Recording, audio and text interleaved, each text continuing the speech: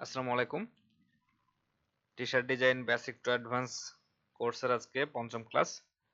তো আজকে আমরা খুবই বেসিক একটা টি শার্ট ডিজাইন করব এবং আমরা কিছু আইডিয়া নিয়ে কথা বলবো। তো এখানে এই ডিজাইনটার জন্য আমি এই টেক্সট ইউজ করতেছি, ড্রিম বিগ ওয়ার্ক হার্ড। খুবই সিম্পল একটা ডিজাইন হবে, কিন্তু আমার এই ডিজাইনটার জন্য আমি এখানে আমার বিগ যে টেক্সটটা আছে এই টেক্সটটাকে ফোকাস করব। যেহেতু টেক্সটটা হচ্ছে বিগ, অর্থাৎ এটাকে আমি একটা বিগ লুক দেব এবং বাকি টেক্সটগুলো শুধু এর সাথে ম্যাচ করবে। যেমন আমরা যদি এটাকে একটা ভালো বিগ কোনো বোর্ড লুকিং ফন্টে নিতে চাই, সেক্ষেত্রে আমরা একটা ফন্ট ইউজ করতে পারি, সেটা হচ্ছে নাও। নাও ফন্টটার কিছু অপশন আছে, যেমন এই যে আপনার থিন আছে, লাইট আছে, রেগুলার আছে, মিডিয়াম আছে, ব্ল্যাক আছে। তো ব্ল্যাকটা হচ্ছে যে কোনো ফন্টের সব থেকে মোটা সাইজ, সব থেকে বড় সাইজ। আমরা সাধারণত বোর্ডটাকে সব থেকে বড় জানি, কিছু ফন্টে ব্ল্যাক অপশন সাপোর্ট করে, যেসব ফন্টে ব্ল্যাক সাপোর্ট করে এটা সাধারণত বোল্ডের থেকে একটু বড় হয়। তো আমি বিগ লেখাটার জন্য বোল্ড ব্ল্যাক অপশনটা ইউজ করতেছি। এখন এখান থেকে আমি ক্যারেক্টার প্যানেল থেকে যদি দুইটা বড় আকারে বড় হাতের টি আছে এখানে ক্লিক করি, তাহলে আমার সব লেখাটা একবারে বড় হয়ে যাবে। এটাকে আমি একটু বড় রাখতেছি এবং এখান থেকে আমার যে ড্রিম টেক্সটটা আছে এবং ওয়ার্ক হার্ড, এই দুইটা টেক্সটকে আমি এই সেম ফন্টে নিয়ে আসবো। সেই জন্য আমি এই দুইটা টেক্সটকে সিলেক্ট করার পরে যদি আই প্রেস করি কিবোর্ডে, তাহলে আই ড্রপার চলে আসবে। এখন যদি আমি যে কোনো ফন্টের উপর ক্লিক করি, আমার সিলেক্টেড ফন্টগুলো সেই ফন্টের সাইজ এবং সেই ফন্টে চলে যাবে। যেমন এটা এখন আছে মেরিয়াট প্রো, এখন আমি আই ড্রপার দিয়ে যদি এখানে ক্লিক করি, এটা চলে যাবে নাও অল্ট এবং সেই ব্ল্যাক ফরম্যাটে, কিছুটা এরকম আসবে। এটা অনেক বড় হয়ে গেছে, আমি যেহেতু আমার ওই টেক্সটটাকে শুধুমাত্র বড় রাখতে চাচ্ছি, সেক্ষেত্রে আমি এই দুইটাকে ছোট করে দেবো। এবং অবশ্যই আমি এই দুইটাকে ব্ল্যাক ভার্সন ইউজ করব না, আমি এখান থেকে একটু থিন বা লাইট এই টাইপের কিছু একটা ইউজ করব, আমরা রেগুলার ইউজ করব। তো সেক্ষেত্রে কি হবে, আমার শুধুমাত্র ড্রিম টেক্সটটা অনেক বড় একটা ফোকাস পয়েন্ট হিসেবে থাকবে। এবং যখন আমার ফন্টগুলোকে সিলেকশন করা হয়ে যাবে, তখন আমরা নর্মালি ফন্টটাকে ব্রেক করে দেব। এটা আমার আর ফন্ট হিসেবে থাকার প্রয়োজন নেই, এটাকে আমরা আউটলাইন করে দিচ্ছি। তার মানে এটা এখন আমার ফন্ট না, এটা এখন শেপ হয়ে গেছে। এখন যদি আমি এখান থেকে আমার ফন্টগুলোকে সব সমান সাইজে করে দিই, কিছুটা এরকম, আমি এখান থেকে একটু নিচে নামিয়ে নিয়ে আসবো এবং এটাকেও আমি একইভাবে এখান থেকে সমান সাইজে চওড়া করে দিচ্ছি, এরকম। তো এখান থেকে আমি যখন আমার ফন্টটা সিলেকশন হয়ে গেছে, আমি এই তিনটাকে একসাথে সিলেক্ট করতেছি, করার পর আমি এখান থেকে এটাকে প্রথমত আমি অ্যালাইন করে দিচ্ছি সেন্টার ওয়াইজ। এখন আমি যেটা করব সেটা হচ্ছে একটু স্পেস বাড়াই নেব, আবার তিনটাকে সিলেক্ট করব। এখান থেকে আমি এই অপশনটাতে ক্লিক করি, ভার্টিক্যাল ডিস্ট্রিবিউট স্পেস, তাহলে তিনটা ফন্টের মাঝখানে দূরত্বটা সমান করে দেবে, জাস্ট এরকম কিছু একটা। এটাকে আমি খুবই বেসিক রাখতেছি টি শার্ট ডিজাইনের জন্য। এখন একটা জিনিস বুঝতে হবে, যেটা যেহেতু আমি একটা ড্রিম বিগ ওয়ার্ক হার্ড একটা ড্রিম টাইপের ডিজাইন করতেছি এখানে, তো সেক্ষেত্রে আমি একটা ড্রিম টাইপের ইফেক্ট এখানে তৈরি করার চেষ্টা করব। তো সেইটার জন্য আমরা নর্মালি এখান থেকে আমাদের, যদি আমরা গুগলে সার্চ করি যে ড্রিম ডিজাইন লিখে, আমরা কিছু অপশন পাবো যে এই সাধারণত এই টাইপের ডিজাইন করার মাধ্যমে মানুষ ড্রিমটাকে ফুটানোর চেষ্টা করে বা ড্রিমটাকে বোঝানোর চেষ্টা করে, এই যে চাঁদ, তারা, মেঘ, এই টাইপের। তোমরা এরকম একটা সিচুয়েশন এখানে তৈরি করার চেষ্টা করব। এখন সেটার জন্য আমরা নর্মালি কি করতে পারি, আমি একটা রেক্ট্যাঙ্গেল নিব এখান থেকে, জাস্ট আমার টেক্সটটা যত বড় ঠিক এরকম বা একটু বড় আর কি। এখন এই রেক্ট্যাঙ্গেলটা আছে ফিল মোডে, কোনো স্ট্রোক নাই। এখন আমরা যেহেতু আগের পর্বে শিখছি, আমরা যদি শিফট এক্স প্রেস করি, তাহলে আমার ফিলটা হয়ে যাবে স্ট্রোক। এখন স্ট্রোকটাকে আমি একটু বড় করে দেব, কিছুটা এরকম বা একটু বড়, এতটুকু। এখন আমি এই আমার তিনটা যে টেক্সটের শেপ আছে, টেক্সট আছে যেগুলোকে আমরা ব্রেক করে দিচ্ছি, এই তিনটাকে একটা গ্রুপ করে দিচ্ছি, কন্ট্রোল জি। এখনই সব কিছুকে সিলেক্ট করলাম, আমরা এখান থেকে যদি সেন্টার এবং হরিজন্টাল এবং ভার্টিক্যাল ভাবে অ্যালাইন করে দিই, তাহলে আমার টেক্সটটা সম্পূর্ণ মাঝামাঝি চলে আসবে। এখন আমি চাচ্ছি এইখানের যে আমার রেক্ট্যাঙ্গেলটা নিচ্ছি এটাকে একটু উপরে নিয়ে যাব, কারণ আমি এখানে একটা ইফেক্ট তৈরি করার চেষ্টা করব। তো ইফেক্টটা হচ্ছে একটা চাঁদ থাকবে আর কিছু তারা থাকবে, এটা হচ্ছে আমার ড্রিম ইফেক্ট, ড্রিমটা বোঝানোর জন্য। তোমরা এখান থেকে টুল থেকে এখান থেকে যদি আমরা ইলিপস টুল নেই, একটা ইলিপস ড্র করতে পারবো। আমি কিবোর্ডে শিফট প্রেস করতেছি, ফলে এটা একদম সার্কেল হচ্ছে। আমি যদি শিফট না প্রেস করি, তাহলে আমি ইচ্ছা মতন শেপটা নিতে পারবো, বাট আমি চাচ্ছি একটা পারফেক্ট সার্কেল নিতে, তাহলে আমি শিফট প্রেস করতেছি, এরকম হচ্ছে। এখন যেহেতু দেখেন আমার এটা স্ট্রোক মোডে আছে, ফিল নাই, আমি এটাকে ফিল চাচ্ছি, তাহলে আমি শিফট এক্স প্রেস করব, এটা স্ট্রোক থেকে ফিল হয়ে যাবে। এখন আমি একটা চাঁদের মতন শেপ তৈরি করব, সেজন্য আমার এই যে ইলিপসটা এখানে সিলেক্ট করা আছে, আমি যদি কিবোর্ডে অল্ট চাপি এবং একটাকে ড্র্যাগ করি তাহলে এর একটা কপি তৈরি হবে। আমাকে একটা অরিজিনালটা, এটা হচ্ছে আমার কপি। এখন যদি আমি আমার কপিটাকে অরিজিনালটার উপরে নিয়ে আসি এরকম ভাবে, একটু ছোট করে দেই এতটুকু, এবং দুইটাকে একবারে সিলেক্ট করি, তাহলে দেখেন আমার এখানে একটা চাঁদের মতন শেপ দেখা যাচ্ছে। তো বাদ বাকি যে এক্সট্রা অংশ আছে এটাকে আমি মুছে দেব, সেজন্য আমরা শেপ বিল্ডার ইউজ করব। এখানে কি আপনারা এই টুলবারে এখানে শেপ বিল্ডার পাবেন, অথবা শিফট এম প্রেস করলে শেপ বিল্ডার আসবে। এখন যদি আমি অল্ট প্রেস করি এবং এভাবে ড্র্যাগ করি তাহলে ওই এক্সট্রা অংশটা দেখেন কেটে গেছে।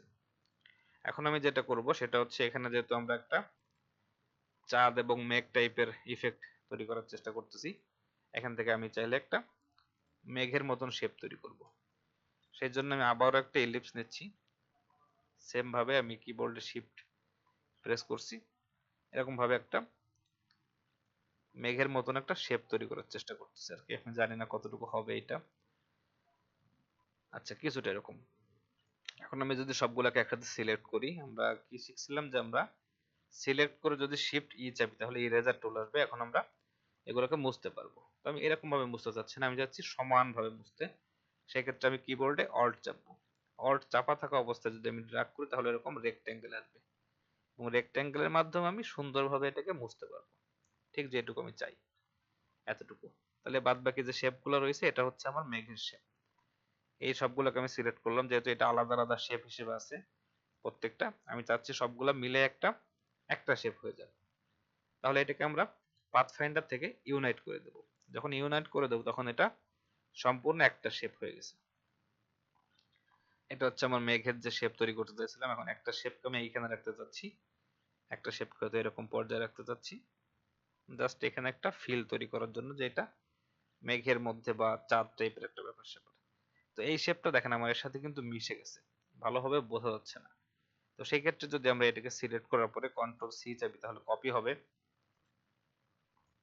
এখন যদি আমি কন্ট্রোল এফ প্রেস করি তাহলে এই যেটা আমার সিলেক্ট করা আছে ওর যে কপি হয়েছে ওর একটা কপি এখানে পেস্ট হবে। তার মানে আমার একটা উপরে একটা নিচে।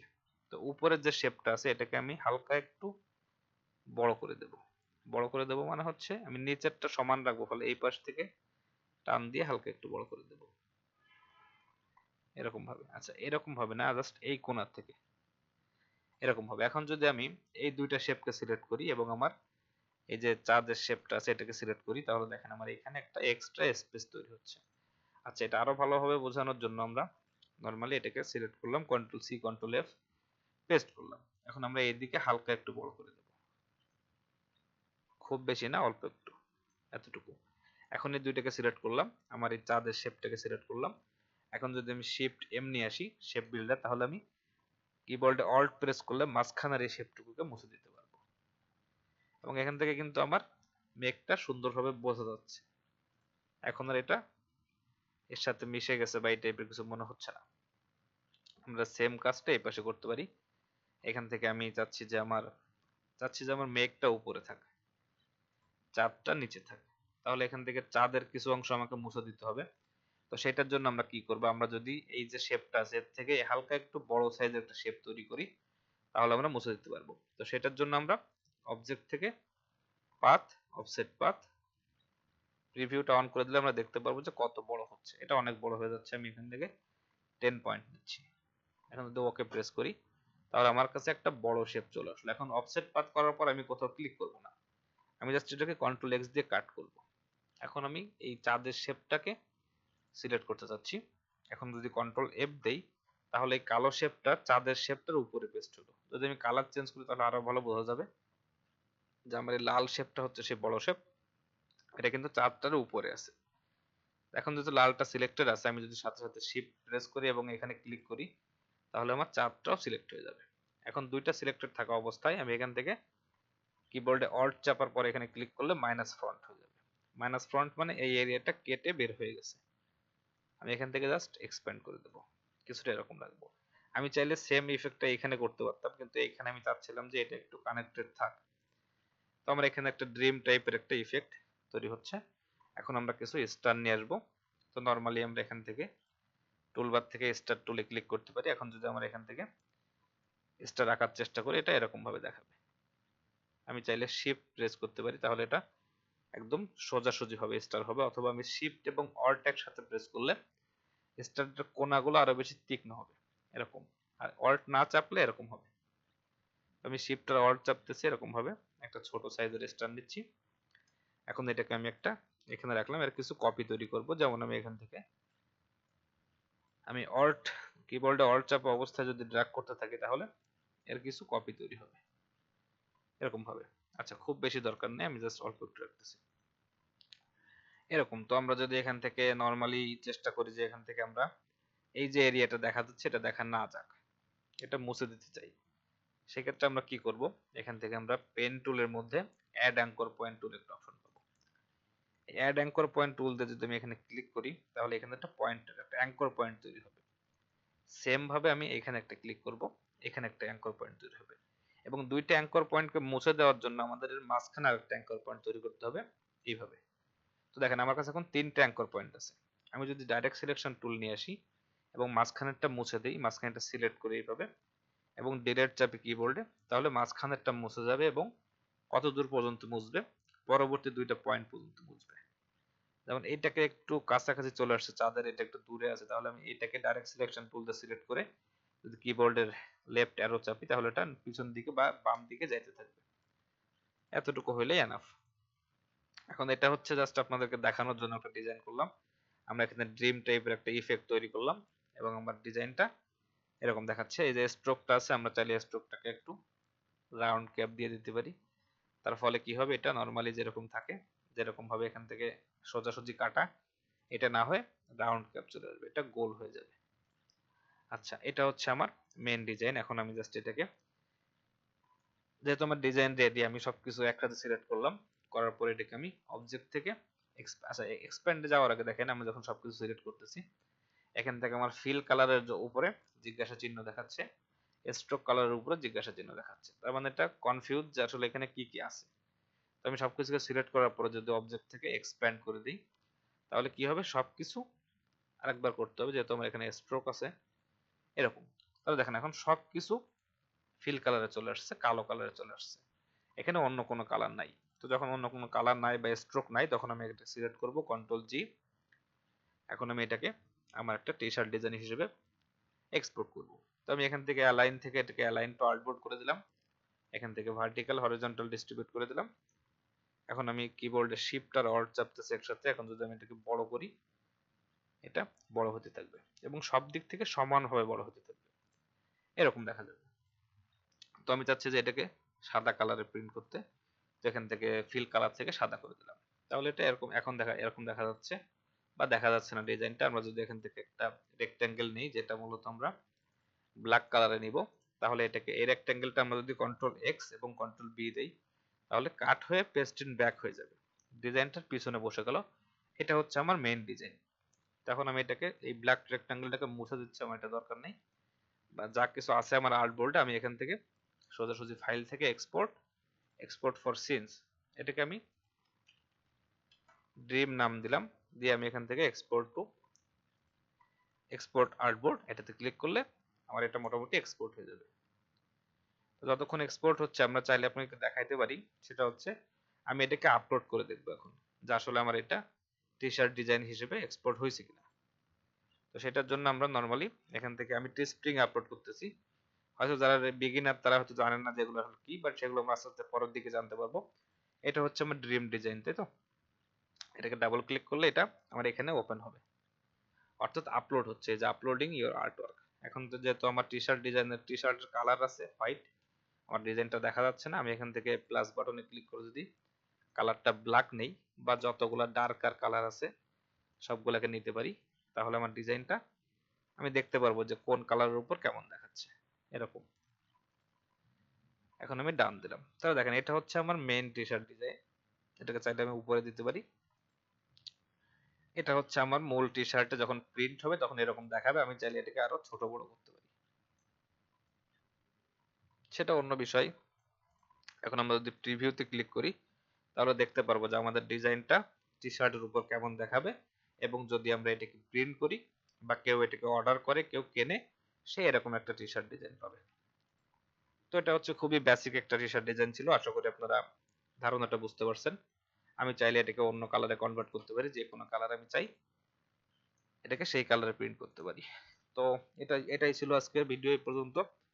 আশা করি যারা বিগিনার আছেন তারা অনেক কিছু জানতে পারবেন এর থেকে। আপনারা অবশ্যই চ্যানেল সাবস্ক্রাইব করবেন, এবং কোনো প্রশ্ন থাকলে, কোনো কিছু জানার থাকলে কমেন্ট করবেন, এবং আমাদের T shirt design master class যে গ্রুপটা আছে, লিঙ্কটা আপনার ডেসক্রিপশনে পাবেন, এই গ্রুপে সবাই জয়েন করবেন। আশা করি সবাইকে হেল্প করতে পারবো। তো আজকে এই পর্যন্তই, দেখা হবে পরবর্তী ভিডিওতে। আসসালামু আলাইকুম।